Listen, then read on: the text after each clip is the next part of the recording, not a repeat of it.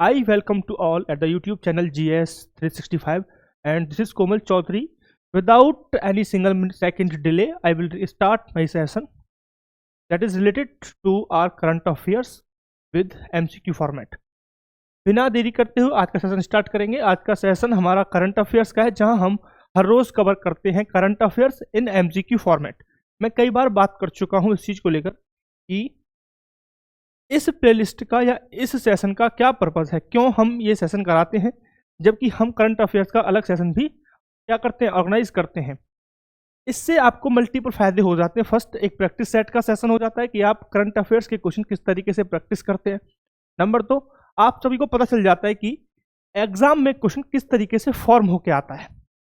Current affairs जब आप पढ़ते हैं कहीं भी, तो कुछ बच्चे होते हैं जो फॉर्म कर लेते हैं, इमेजिन कर पाते हैं कि क्वेश्चन इस न्यूज से इस तरह के क्वेश्चन फॉर्म हो सकते हैं, बट उसके लिए बहुत सारी मेहनत लग जाती है कि उसके लिए प्रॉपर डेडिकेटेड एक पर्सन चाहिए।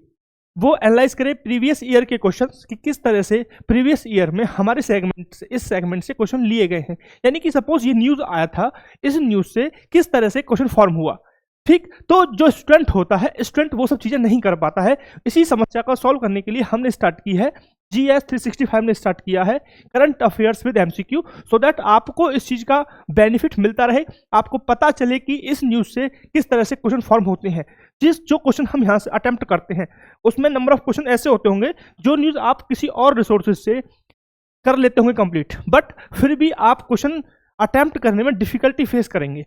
पर्पस क्या है? क्योंकि आप नहीं, प्रॉब्लम क्या है कि आप नहीं समझ पाते हैं कि एग्जाम में क्वेश्चन किस तरीके से फॉर्म होने वाला है। प्रॉब्लम वही है। उसी प्रॉब्लम को सॉल्व करने के लिए हमने स्टार्ट किया है ये सेशन करंट अफेयर्स, हम कवर करते हैं MCQ के फॉर्मेट में। सो बिना देरी करते हुए स्टार्ट करेंगे हम आज का सेशन। और हमारा फर्स्ट क्वेश्चन बहुत ही अच्छा सा क्वेश्चन है। Which institution signed the MOU for collaborative research and standardization in advanced telecom technology like 6G and AI। यानी कि 6G और AI जैसी उन्नत दूर संचार प्रौद्योगिकियों में सहयोगात्मक अनुसंधान और मानकीकरण के लिए किन संस्थाओं ने समझौता ज्ञापन हस्ताक्षर किया है। यानी कि सिंपल सा क्वेश्चन है कि निम्नलिखित में से कौन सी दो संस्थानों ने MOU साइन किया है AI और 6G के लिए। ठीक है, ये हमारा क्वेश्चन है, किन दो संस्थाओं के बीच MOU साइन हुआ है 6G एंड AI जैसी एडवांस टेक्नोलॉजी के कोऑपरेशन के लिए या उसे बढ़ावा देने के लिए। ऑप्शन हमारे हैं TEC and IIT Bombay, ISRO and IIT Delhi, try and Reliance Jio, and option D है BSNL IIT कानपुर। तो राइट ऑप्शन क्या है बताइए, बताइए राइट ऑप्शन क्या है। तो राइट ऑप्शन हमारा है TEC एंड IIT बॉम्बे। यहाँ पे राइट ऑप्शन है TEC और IIT बॉम्बे के बीच MOU साइन हुआ है, TEC प्लस IIT बॉम्बे। ठीक है, तो आप याद रखेंगे, ये क्लियर पॉइंट है। ठीक है, क्यों हुआ है? AI और 6G को कोऑपरेटिव डेवलपमेंट के लिए, कोऑपरेशन के लिए। डन, कोई दिक्कत यहां तक? कोई दिक्कत? ठीक है, तो ये दोनों क्या करेंगे, इनका एक जॉइंट एडवेंचर ला रहे हैं, जॉइंट प्रोजेक्ट है जहां पे ये एडवांस टेक्नोलॉजी में काम करने वाले हैं, उसको प्रमोट करने के लिए काम करने वाले हैं। क्लियर यहां तक? तो कौन कौन सी टेक्नोलॉजी की बात होगी? AI की हम बात करें, चाहे हम बात करें 6G की बात करें, चाहे हम बात करें NGPN। ठीक है, ऐसी बहुत सारी टेक्नोलॉजी हैं जिनके एडवांसमेंट के लिए यह दोनों जो इंस्टीट्यूशन है वो काम करने वाले हैं। क्लियर? चलें क्या आगे? चलिए, नेक्स्ट क्वेश्चन क्या है हमारा। Next era, where is the 30th UN climate change conference, यानी कि COP30। ठीक है, COP30 नाम से पता चल रहा है कॉन्फ्रेंस ऑफ पार्टीज। क्या नाम होता है full form? Conference of parties, conference of parties 30 यानी कि यह 30वीं बैठक है। ठीक है, COP कॉन्फ्रेंस ऑफ पार्टीज 30 का सिंपल सा मीनिंग है कि यह 30वां सेशन है जिस पर्पज के लिए इसे बनाया गया था। अभी हम बात करने वाले बहुत डिटेल में, so no need to worry, just focus and be attentive in the class. अगर आप अटेंटिव रहेंगे तो आप ऑटोमेटिकली बहुत सारी चीजें यहाँ पे कवर कर लेंगे। जो बच्चे पहली फाउंडेशन कर चुके हैं उनके लिए एकदम क्या रामबाण है, यानी कि आप बहुत इजीली कर पाएंगे। ठीक है, क्योंकि कोई भी इंस्टीट्यूशन आपको ये चीज नहीं बताने वाला जो मैं आपको बताने वाला हूं। राइट, तो पेरिस समझौते और अनुकूल उपायों पर ध्यान देने के लिए 30वें संयुक्त राष्ट्र जलवायु सम्मेलन यानी COP30 का उद्घाटन कहां किया गया। यानी सिंपल सा क्वेश्चन है कि COP30 की बैठक कहां पर हुई है। ठीक है, बैठक कहां पर हुई है, सिंपल सा क्वेश्चन है। और क्वेश्चन किस तरीके से घुमा के पूछा है, देखो क्या पूछा है आपसे कि बताइए सर कि 30 सम्मेलन का उद्घाटन कहाँ पे किया जा रहा है? उद्घाटन नहीं बाबूजी, सबमिट हो रही है बस, सिंपल सा है ना। ऑप्शन क्या है? नई Delhi Bharat, बेलेम Brazil, Paris France या नैरोबी केन्या। कहाँ पे की जा रही है बैठक?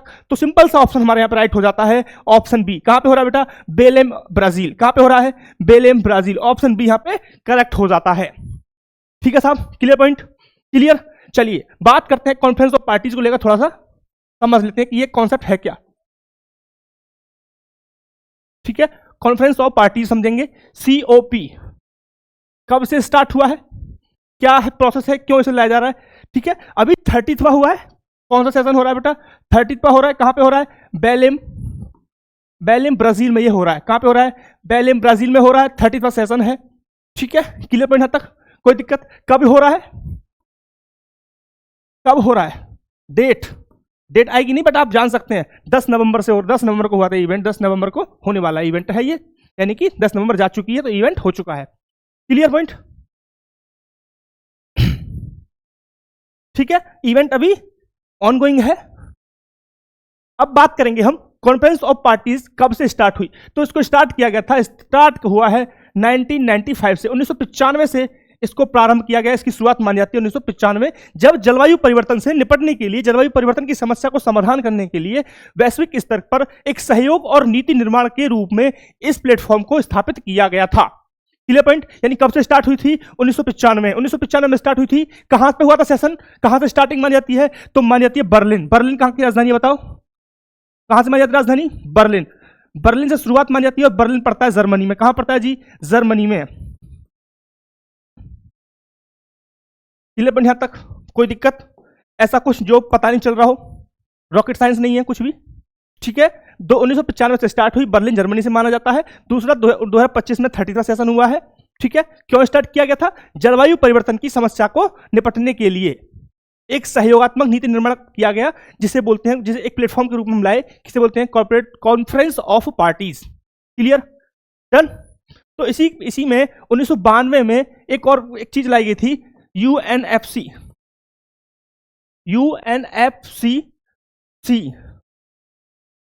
एक और चीज लाई गई, एक संधि लाई गई, संधि बनाई गई, जो जलवायु संकट से समाधान के लिए एक संधि के रूप में समझ सकते हैं, United nation framework convention on climate change. ठीक है, इसके लिए शुरू किया गया था कॉप कॉन्फ्रेंस ऑफ पार्टीज। ठीक है, उद्देश्य क्या था इसका? कि जो मानवीय गतिविधि हैं उनके कारण जलवायु प्रणाली पर जो भी डैमेज हो रहा है, जो प्रभाव, एक नकारात्मक प्रभाव हम डाल रहे हैं जलवायु परिवर्तन में, योगदान जो दे रहे हैं हम, है ना, बहुत अच्छी बात है ना कि हम योगदान दे रहे हैं जलवायु परिवर्तन में। जो वैश्वीकरण, जो क्लाइमेट चेंज हो रहा है, उसमें हमारा बहुत बड़ा योगदान है, और ये खुशी की बात नहीं है। ठीक है, उन मानव गतिविधियों को रोकने के लिए, मानव जनित जो चीजें हो रही हैं उनको कंट्रोल करने के लिए एक संधि लाई गई, यूएनएफसी। ठीक है, बाद में फिर इसको फॉर्मलाइज कर दिया और एक प्रॉपर सेशन होने लगे, जिसे बोलते हैं conference on parties, sorry conference of parties. Right. प्राथमिक उद्देश्य क्या था? कि ग्लोबल वार्मिंग को सीमित कर देना, ताकि कम से कम हम प्रभाव कर पाए उसको। यानी कि प्राथमिक उद्देश्य था कि जो ग्लोबल वार्मिंग के कारण टेम्परेचर होना है प्री इंडस्ट्रियल एरा से, उस 1.5 डिग्री सेल्सियस तक उसे सीमित कर दें। इस उद्देश्य के साथ हमने सीओपी स्टार्ट किया था। फिर साथ ही एक और उद्देश्य था कि ग्रीन हाउस क्यों होता है, ग्लोबल वार्मिंग क्यों हो रहा है? एक प्रमुख कारण है ग्रीन हाउस गैसों का उत्सर्जन, emission of green house gases. ठीक है, तो उन गैसों को क्या करना है? उत्सर्जन को अगर हम कम करें तो क्या होगा? हम सीओपी के जो एजेंडा थे, जो टारगेट थे, उसको प्राप्त कर सकते हैं। यानी कि एक और उद्देश्य हो गया कि ग्रीन हाउस गैसों के उत्सर्जन को कम करने के लिए भी हमने इस प्लेटफॉर्म को स्थापित किया। क्लियर पॉइंट हद तक? नेक्स्ट आते हैं कि अब देखो, दो तरीके के देश हम देखते हैं, एक तो विकसित देश है, एक विकासशील देश है। विकसित देश जिन्होंने पहले ही अपने विकास की डोर बहुत तेज कर ली, अपनी विकास की गति बढ़ा करके आज डेवलप्ड इकोनॉमी है, हाई स्टैंडर्ड है वहां पर रहने के, है ना। एक दूसरे क्या है, गरीब लोग हैं जो भी विकास कर रहे हैं, है ना, मतलब उनका विकास करने का नंबर आया तो कह रहे हैं जी अब तुम ग्रीन हाउस गैस का उत्सर्जन मत करो। इसलिए क्या हुआ? तो इसलिए तय हुआ इस मीटिंग में कि जो विकसित देश हैं, वह जो विकासशील देश हैं, उनको कुछ वित्तीय सहायता प्रोवाइड करेंगे, ताकि वह अपना विकास इंडस्ट्री तरीके से ना करके उस पैसे को ग्रीन जो एनर्जी है उसके द्वारा विकास कर पाए। ठीक है, लेकिन वो इतना आसान नहीं था। क्या जरूरत थी उसके लिए? उसके लिए जरूरत थी वैज्ञानिकता, उसके लिए जरूरत थी टेक्नोलॉजी।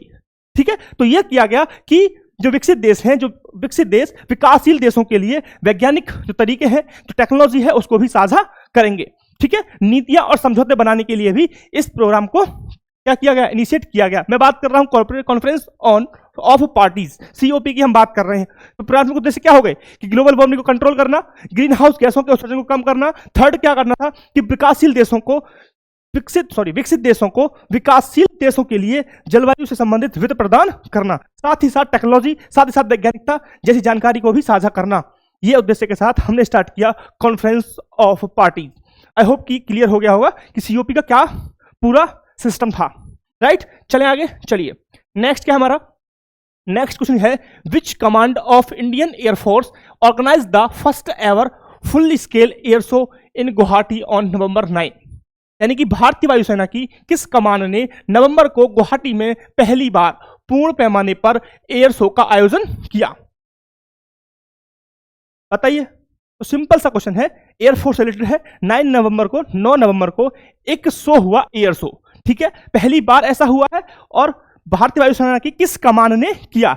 ऑप्शन हमारे हैं पश्चिमी वायु कमान, दक्षिणी वायु कमान, पूर्वी वायु कमान या फिर सेंट्रल एयर कमांड। किस कमांड ने यह एयर शो किया? सिंपल सा क्वेश्चन है, बहुत ही सिंपल सा क्वेश्चन है और उतना ही सिंपल सा इसका आंसर है। तो ऑप्शन यहाँ पे हमारा करेक्ट हो जाता है ऑप्शन सी, पूर्वी कमान ने यह कारनामा किया है। यानी कि पहली बार जो एयर शो हुआ है गुवाहाटी में 9 नवंबर को, वो पूर्वी एयर कमान ने किया था। क्लियर पॉइंट है? क्लियर, ठीक है। तो ऐसा क्या इवेंट था? तो एयरफोर्स की 93 एनिवर्सरी थी, एयरफोर्स की 93 एनिवर्सरी थी जिसके इवेंट पर यह एयर शो किया गया, राइट। तो यहां पे एक चीज थोड़ी समझ में आई हमारे कि पहली बार एयर शो हुआ गुवाहाटी में। तो सिंपल क्वेश्चन इस तरीके से भी आ सकता है कि भारतीय वायुसेना की पूर्वी कमान ने निम्नलिखित में से कहां पर पहली बार अपना एयर शो किया? तो क्या करेंगे, आपका ऑप्शन क्या रहेगा? ऑप्शन रहेगा हमारा गुवाहाटी, ठीक है। नंबर 2, सिंपल क्वेश्चन इस तरीके से भी आ सकता है कि गुवाहाटी में हाल फिलहाल में पूर्वी कमान द्वारा जो एयर शो किया गया वो कब किया गया? तो कब किया गया बेटा? 9 नवंबर को किया गया था। कब किया गया था? 9 नवंबर को किया गया था। इस तरीके से आप नए नए क्वेश्चन भी डिजाइन कर सकते हैं, एक ही क्वेश्चन से मल्टीपल क्वेश्चन बन सकते हैं, राइट। क्लियर? जब तक आप इस तरीके से, इस डायमेंशन से कॉम्प्रिहेंसिवली अंडरस्टैंडिंग नहीं रखोगे किसी भी टॉपिक को लेकर, आई होप कि आपकी तैयारी एक सही दिशा में नहीं जाएगी। क्लियर यहां तक? ठीक है। तो ये हो गया हमारा करंट अफेयर से रिलेटेड। तो स्टैटिक पार्ट को जानते हैं। हमने अपनी कॉपरेशन एंड अंडरस्टैंडिंग के लिए भारतीय वायुसेना को टोटल कितने कमानों में बांट रखा है? तो कुल कमान कितनी है भारतीय वायुसेना की? तो भारत कुल वायुसेना कुल कमान कितनी है? कितनी कमान है? कुल 7 कमान है। 7 कमानों में भारतीय वायुसेना को डिवाइड किया गया है, ठीक है। तो यहां पर लिखी हुई है पश्चिमी, दक्षिणी, पूर्वी, सेंट्रल। और कौन सी कमान है जी? और बची ना, एक सेंट्रल आ गया, ठीक। नेक्स्ट आता है हमारा दक्षिण पश्चिमी कमान, ठीक है, ठीक। एक टीसी है ट्रेनिंग का लेकर के, राइट। तो ऐसी और भी एक रख रखाव मेंटेनेंस के लिए है, तो आप वो भी एडअप कर सकते हैं। टोटल 7 कमान पूरी भारत में हम देखते हैं एयरफोर्स की, ठीक है। क्लियर पॉइंट तक? वर्तमान में एयरफोर्स चीफ कौन है? एयर चीफ कौन है बताना जरा। एयरफोर्स चीफ कौन है? देखता हूं कितना आपको पता है। अगर ये आपको नहीं पता तो आप फांसी लगा लो, मतलब इतना बेसिक नहीं पता फिर आपको कुछ नहीं पता है, ठीक है। मतलब फांसी लगाने नहीं कह रहा हूं मैं, आई डोंट प्रमोट कि फांसी लगा लो, बट ये तो बेसिक है। अगर आपको ये नहीं पता तो क्या पता है, ठीक है। Clear point? तो आप ये कमेंट सेक्शन में बताएंगे अगर हो सके तो, इतना एहसान आप कर देना। क्लियर पॉइंट यहां तक? तो ऑप्शन हमारा है राइट ऑप्शन हमारा हो जाता है ऑप्शन नंबर सी। नेक्स्ट देखेंगे, नेक्स्ट क्या हमारा, which states cabinet has approved a bill to officially ban polygamy in state. यानी किस राज्य ने, मंत्रिमंडल के राज्य में आधिकारिक तौर पर बहुविवाह, क्या जी, बहुविवाह की बात हो रही है, पर प्रतिबंध लगाने के लिए एक विधेयक को मंजूरी दे दी है। बहुविवाह यानी कि एक से अधिक विवाह, क्या जी, एक से अधिक विवाह, ठीक है। एक से अधिक विवाह की बात हो रही है, उस पर बैन लगाने की बात किस मंत्रालय ने मंजूरी दे दी है? ऑप्शन हमारा है असम, केरल, उत्तर प्रदेश, महाराष्ट्र। तो राइट ऑप्शन क्या है बताओ? राइट ऑप्शन हमारा है असम। क्या है जी? असम। असम के सीएम कौन है? हेमंत बिस्वा। बहुत ही कट्टर ऐसा लगता है हिंदू है ये, इनके सारे ऐसी चीजें चलती हैं, ये कई बार कंट्रोवर्सी में आ जाते हैं इन चीजों को लेकर, ठीक है। तो अभी हाल ही में बहुविवाह पर रोक लगाने के लिए असम सरकार की कैबिनेट ने एक विधेयक को मंजूरी दे दी है। इसका नाम क्या है? असम बहुविवाह, विधेयक का नाम है असम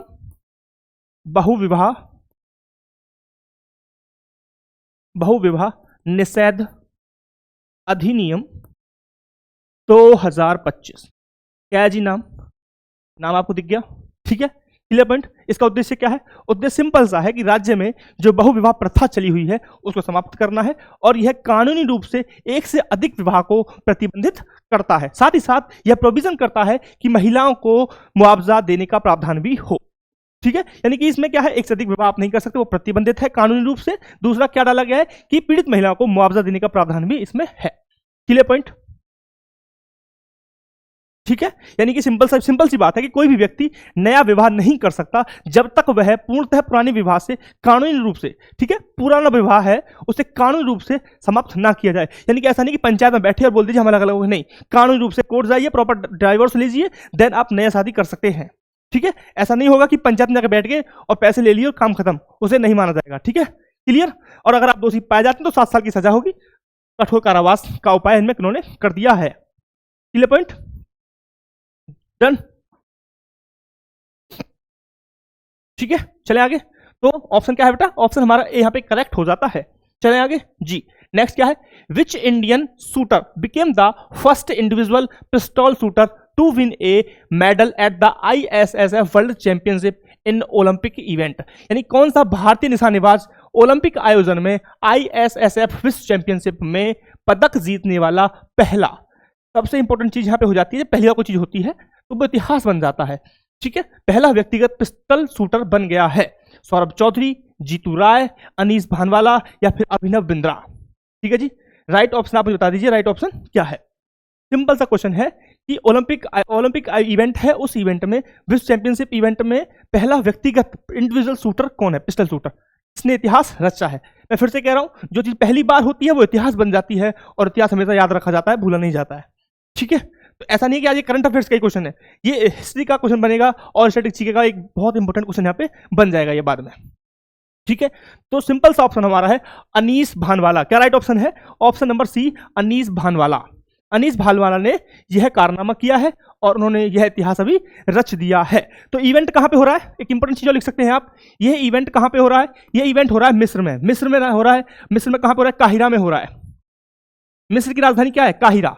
तो मिस्र में यह इवेंट हो रहा है। क्लियर पॉइंट है, डन। यहां तक कोई दिक्कत? मिस्र के काहिरा में यह इवेंट हो रहा है और अनीस भानवाला ने इतिहास रच दिया है। कोई दिक्कत यहां तक? कोई दिक्कत? दिक्कत होता है मैं दोबारा से रिपीट करता हूं, otherwise we will proceed for the no दिक्कत। चलो तो बढ़ते हैं आगे। नेक्स्ट हमारा है PM Modi launched developed project worth during the Uttarakhand silver jubilee celebration in Dehradun. यानी कि पीएम मोदी ने देहरादून में उत्तराखंड के रजत जयंती पर के दौरान कितने रुपए का विकास परियोजना का शुभारंभ किया? ऑप्शन हमारा है 8,000 करोड़, 9,000 करोड़, 10,000 करोड़, एक और 11,000 करोड़। ऐसे क्वेश्चन भी अक्सर हमने अब रिसेंट एग्जाम में देखे हैं, तो इन्हें हम अवॉइड नहीं कर सकते। अदरवाइज ये बहुत ही छिछले क्वेश्चन है ना, क्योंकि मोदी जी प्रधानमंत्री हर जगह जाएगा, वहां पे कोई ना कोई प्रोजेक्ट लग ही जाता है, कोई ना कोई परियोजना स्टार्ट होती ही है। बट अब ऐसे क्वेश्चन भी एग्जाम में आ रहे हैं, so we can not avoid any more. Right, so option क्या है? राइट ऑप्शन क्या है जी? राइट ऑप्शन क्या है बताइए? राइट ऑप्शन है ऑप्शन नंबर ए। कितने का प्रोजेक्ट है जी? 8,000 करोड़ का प्रोजेक्ट परियोजना मोदी सरकार ने, मोदी जी ने शुभारंभ किया है जब हम वो गए हैं सिल्वर जुबली पर, उत्तराखंड के सिल्वर जुबली पर। ठीक है, इसमें बहुत सारे प्रोजेक्ट होंगे। किस तरह की परियोजनाएं लगाई जाएंगी? हम बात करें तो जलापूर्ति हो गया, सिंचाई हो गई, बिजली हो गई, एजुकेशन हो गया, शहरी डेवलपमेंट हो गया, कुछ भी स्किल डेवलपमेंट संबंधी कोई परियोजना होगी, तो ऐसे प्रोजेक्ट चलाए जाएंगे जिनकी ओवरऑल वैल्यू मानी जा रही है 8,000 करोड़। Clear point, done. ठीक है, सिल्वर जुबली साहब क्या समझते हैं भाई? यानी कितने साल हो गए स्थापित हुए को? कितने साल हो गए? 25 साल हो गए। सिल्वर जुबली बेटा, सिल्वर जुबली मनाई जाती है 25 साल पर। 25 साल की होती है सिल्वर जुबली। कितनी की होती है जी? 25 साल की होती है सिल्वर जुबली। राइट, यहां तक कोई दिक्कत परेशानी आ रही है तो बताइए, फिर आगे बढ़ रहे हैं हम। चले आगे, चलिए। नेक्स्ट क्या हमारा? नेक्स्ट है what is the name of Indian naval ship participating in exercise Malabar 2025? यानी कि अभ्यास मालबार 2025 में भाग लेने वाले भारतीय नौसेना जहाज का नाम क्या है? तो सिंपल सा क्वेश्चन है, एक एक्सरसाइज का यहां पर जिक्र किया है, अभ्यास मालबार, यानी एक्सरसाइज मालबार की बात यहां पे की जा रही है, और इसमें भारतीय नेवी की तरफ से किस जहाज ने पार्टिसिपेट किया है? सिंपल सा क्वेश्चन हमारा है, और ऑप्शन हमारे हैं INS Vikrant, INS Vikramaditya, INS Kolkata, INS Shivalik या फिर INS सह्याद्री। राइट ऑप्शन क्या है बताइए जरा? तो राइट ऑप्शन हमारा है INS सह्याद्री। किसने पार्टिसिपेट किया बेटा? किसने पार्टिसिपेट किया है? INS सह्याद्री। ठीक है, यह इवेंट कहां पे हो रहा है? यह इवेंट हो रहा है गुयाम में। कहां पे हो रहा है जी? गुयाम में यह इवेंट हो रहा है। Done, clear. बात करें मालवार एक्सरसाइज की, तो यह बहुराष्ट्रीय एक्सरसाइज है। बहुराष्ट्रीय एक्सरसाइज है। बहुराष्ट्रीय का मतलब क्या हो गया कि इस एक्सरसाइज में एक से अधिक देश दो से अधिक देश पार्टिसिपेट करेंगे। कितने पार्टिसिपेट कर रहे हैं? 2 से अधिक देश इसमें पार्टिसिपेट करने वाले हैं। क्लियर पॉइंट यहां तक? डन। चलो नेक्स्ट क्या है? INS सह्याद्री को बताते थोड़ा सा कि यह स्वदेशी रूप से यह इंडिजीनियस बनाया हुआ है, यानी कि स्वदेशी निर्मित है। पहले तो एक इंपॉर्टेंट चीज समझ लीजिए कि यह स्वदेशी है, ठीक है, देश में बना है, राइट। ये स्टील टेक्नोलॉजी वाला है, स्टील टेक्नोलॉजी वाला है। स्टील टेक्नोलॉजी वैसी टेक्नोलॉजी होती है जो रडार की पहुंच में बहुत कम चांसेस होते हैं रडार उसे पकड़ पाए। अगर रडार बहुत ज्यादा एडवांस नहीं है तो इस टेक्नोलॉजी को, स्टील टेक्नोलॉजी को वह पकड़ नहीं पाती है। ठीक है, क्लियर पॉइंट। इसलिए ये स्टील टेक्नोलॉजी वाला एक हमारा क्या है? नौसेना जहाज है। क्लियर पॉइंट यहां तक? कोई दिक्कत बताइए, कोई दिक्कत बताइए, फिर आगे बढ़ रहे हैं हम। ठीक है जी, चलिए नेक्स्ट क्या हमारा? नेक्स्ट इधर, what is the name of BSF tracker dog awarded the Sardar Vallabh Bhai Patel RRU national K9 bravery award 2025। यानी कि सरदार वल्लभ भाई पटेल RRU राष्ट्रीय केनन वीरता पुरस्कार 2025 में BSF के ट्रैकर डॉग का नाम क्या है जिसे यह अवार्ड मिला है? तो ऑप्शन हमारे हैं बाघ, शेर, बबीता या रानी। क्या नाम है कुत्ते का, है ना? ट्रैकर डॉग का क्या नाम है जिसे यह अवार्ड मिला है? तो उसका नाम है, क्या नाम है बेटा? Babita. Option number C, Babita को यह अवार्ड मिला है। ठीक है, क्लियर पॉइंट। यह इवेंट कहां आयोजित हो रहा था भाई? फिर से वही क्वेश्चन, कहां पे आयोजित हो रहा था ये इवेंट? ये इवेंट आयोजित होता है हैदराबाद में। कहां पे हो रहा था बेटा?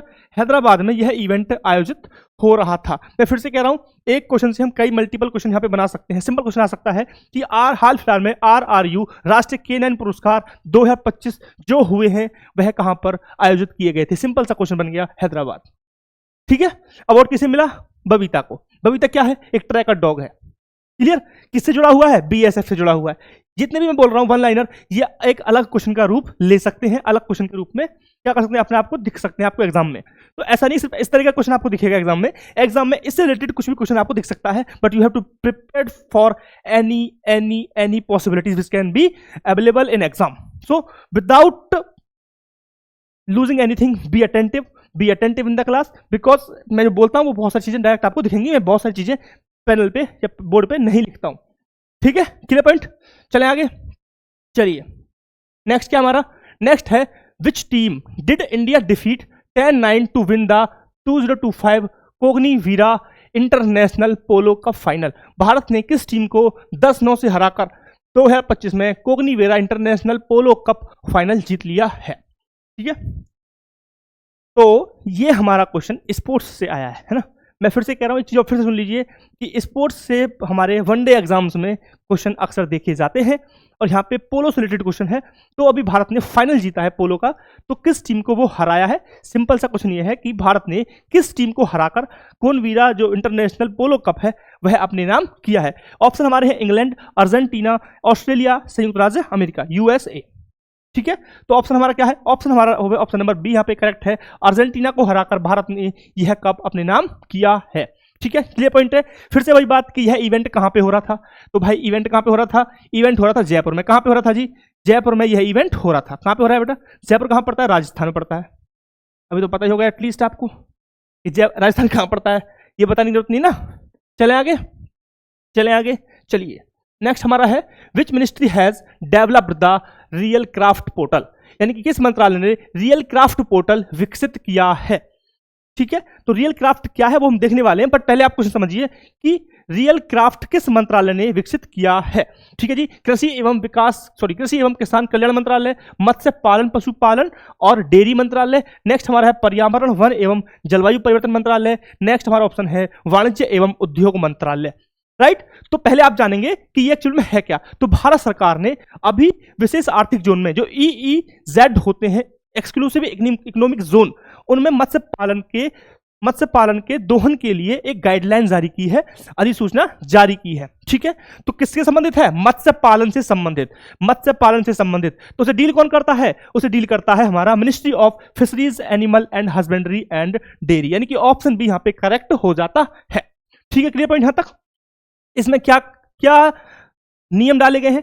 जो हमारे एडवांस्ड मोटर से चलने वाले मछली पकड़ने वाले जहाज होते हैं उनको लिए अब एक एक्सेस पास की रिक्वायरमेंट होगी, यानी अब वह एक्सेस पास उनके लिए मैंडेटरी कर दिया गया है। यानी कि मोटर से चलने वाले जो जहाज होते हैं, बड़े जहाज होते हैं, उनके लिए क्या हो गया? एक्सेस पास की आवश्यकता होगी।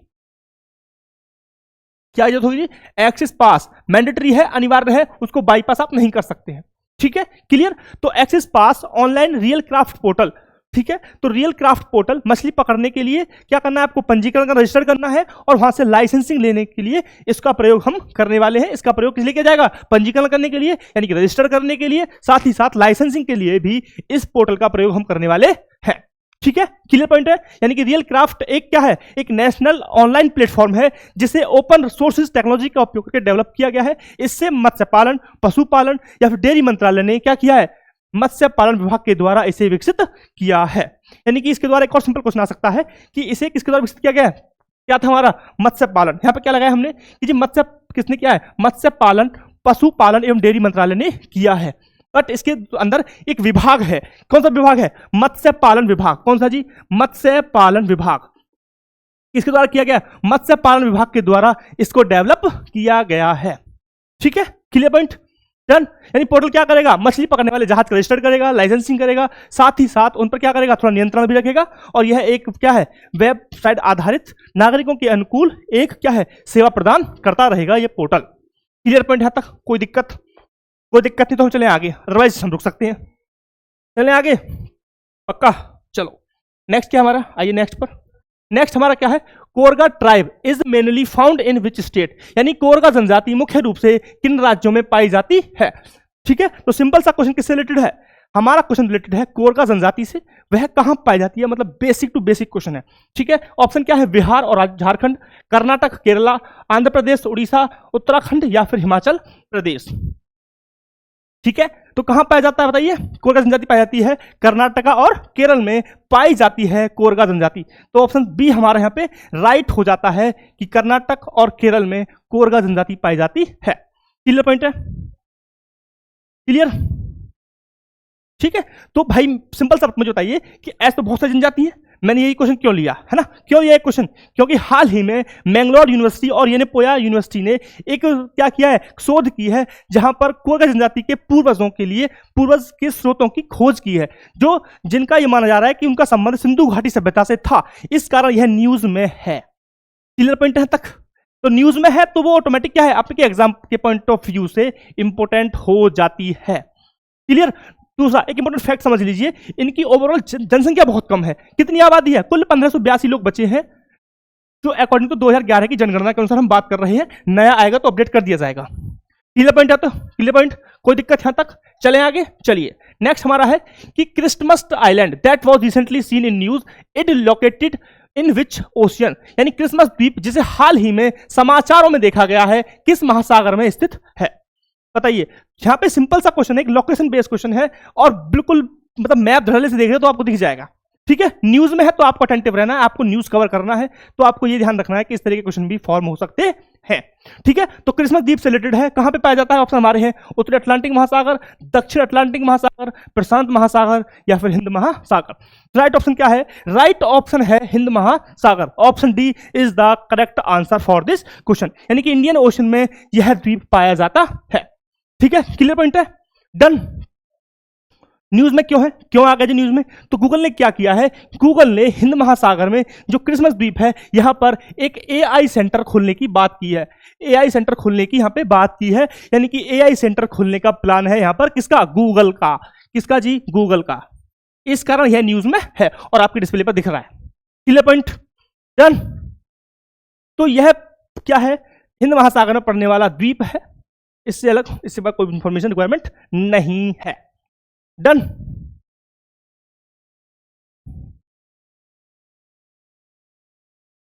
क्लियर? चलें आगे।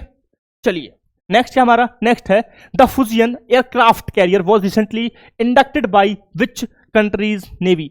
फुजियान विमान वाहक पोत को हाल ही में किस देश की नौसेना द्वारा शामिल किया गया था। ठीक है, यहां पे किसकी बात हो रही है, एक किसकी बात हो रही है, यहां पे सिंपल सा एक विमान वाहक एयर कैरियर है, एयरक्राफ्ट कैरियर की बात यहां पे हो रही है, उसका नाम है फुजियान। किस सेना ने, किस देश ने इसको अपने बेड़े में शामिल किया है। ऑप्शन हमारे हैं जापान, चीन, दक्षिण कोरिया या फिर रूस। राइट ऑप्शन हमारा यहां पे हो जाता है, राइट ऑप्शन हमारा है चीन। क्या जी, किसने शामिल किया है बेटा, चीन ने इसको शामिल किया है अपनी फ्लीट में। यानी कि चाइना की जो आर्मी है PLA, People's Liberation Army, navy का के लिए हम बात कर रहे हैं, इन्होंने फुजियान को अपने बेड़े में शामिल किया है। ठीक है, इससे पहले यह 2 एयरक्राफ्ट कैरियर रखते थे जिनका नाम है लियोनिंग एंड सैंडोंग। क्या था, लियोनिंग एंड सैंडोंग के बाद फुजियान तीसरा ऐसा एयरक्राफ्ट कैरियर है जो इन्होंने अपनी सेना में शामिल किया है। खास बात इसकी यह है कि यह पहला ऐसा है जो इन्होंने इंडिजिनियसली डेवलप किया है, मैन्युफैक्चर किया है और डिजाइन भी खुद ही किया है। यानी इसके बारे में कह सकते हैं कि चीन के द्वारा डिजाइन किया गया है, डिजाइन और मैन्युफैक्चर बनाया भी गया है। ठीक है, और यह थर्ड है, तीसरा है जी। ठीक है, इससे पहले 2 और थे, क्या नाम बताया मैंने, लियाओनिंग एंड सैंडोंग। क्लियर। तो चीन के पास अब USA के बाद दूसरा सबसे बड़ा क्या है, एक बेड़ा है एयरक्राफ्ट कैरियर का। क्लियर पॉइंट यहां तक, कोई दिक्कत। चलो नेक्स्ट देखते हैं, और प्रोबेबिलिटी क्या है। This is last question regarding your today. तो ऑप्शन क्या है हमारा, क्रेसुलिस मिडलैंटिनी that was recently seen in news belongs to which species. हाल ही में समाचारों में देखी गई क्रेसिकोलिस मिडलटोनी किस प्रजाति से संबंधित है। ठीक है, तो किस प्रजाति से संबंधित है, ऑप्शन हमारे तितली, मेंढक, मकड़ी या फिर फूल वाला एक पौधा। ठीक है, तो हमें पता होना चाहिए कि यह प्रजाति क्या है, यह किससे रिलेटेड है, किसकी बात हो रही है, क्रिस्कोलिस मिडलटोनी। यह क्या है, तितली है, मेंढक है, मकड़ी है या फूल वाला एक पौधा है। तो राइट ऑप्शन हमारा है फ्लावरिंग प्लांट, यानी कि फूल वाला एक पौधा है। ठीक है, क्लियर। हाल ही में क्या हुआ है, न्यूज में क्यों है, क्योंकि भारतीय वनस्पति संरक्षण BSI, किसकी बात हो रही है, BSI के वैज्ञानिकों ने क्रिस्कोलिस मिडलटोनी के एक नए फूल वाले पौधे की क्या की है, खोज की है, प्रजाति की खोज की है, जो कहां पे पाया जाता है, यह पाया जाता है अरुणाचल प्रदेश के सदाबहार जंगलों में यह पाया गया है। ठीक है, क्लियर। तो भारत में जीनस क्रिस्कोलिस का पहला रिकॉर्ड है, जो चीन के यूनान प्रांत से पश्चिम सीमा तक फैला हुआ है। यानी मेनली क्या है, चीन के पश्चिम सीमा पर फैला हुआ है, बट अरुणाचल प्रदेश में यह पहली बार अरुणाचल प्रदेश में देखा गया है। ठीक है, क्लियर पर यहां तक। चले आगे, चले जी। IUCN का स्टेटस बता दीजिए क्या है, इसका IUCN स्टेटस क्या है, IUCN स्टेटस क्या है, IUCN का स्टेटस क्या है बताइए, गंभीर रूप से लुप्तप्राय। क्या रखेंगे स्टेटस, गंभीर रूप से लुप्तप्राय, गंभीर रूप से लुप्तप्राय। क्लियर पॉइंट यहां तक, कोई दिक्कत परेशानी नहीं आ रही ना, चलिए ठीक है। तो इसका IUCN की रेड डाटा बुक में इसका स्टेटस है गंभीर रूप से लुप्तप्राय एक प्रजाति है। Clear point. So this is the last question for the day, and thank you very much for the watching this video. If you are liking the video, don't forget to subscribe, share the video and as well as the channel. So thank you very much once again. Thank you for the watching.